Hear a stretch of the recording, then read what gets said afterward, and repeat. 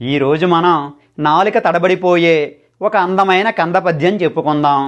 ఈ పద్యం ఏకాక్షరి అంటే పద్యంలో ఉన్న అక్షరాలన్నీ ఒక గుణింతానికి సంబంధించినవే అయ్యుంటాయి.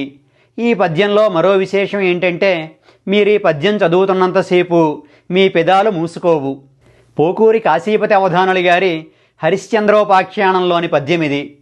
తన మీద కోపంగా ఉన్న విశ్వామిత్రునితో హరిశ్చంద్రుడు ఇలా వినయంతో అన్నారట: నేనెన్నైనను నీనన్నానా నేనాననోననా నన్నననవునా నిన్ను నెన్ననన్నానా నేను నాననానినా నన్నన్నా.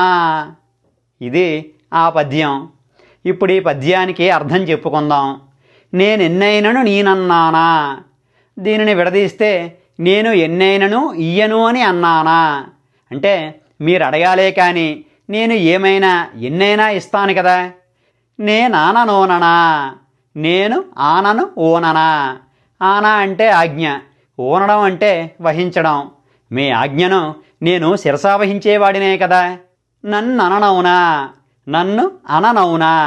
మీకంతటి విధేయుణ్ణైన నన్ను మీరిలా అనవచ్చునా. నిన్ను నెన్ననన్నానా, నిన్ను ఎన్నను అని అన్నానా.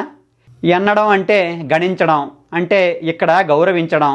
మిమ్మల్ని గౌరవించని వాడిని కాను కదా. నేను నాననానినా నన్నన్నా, నేను నానను ఆనినా అన్నన్నా.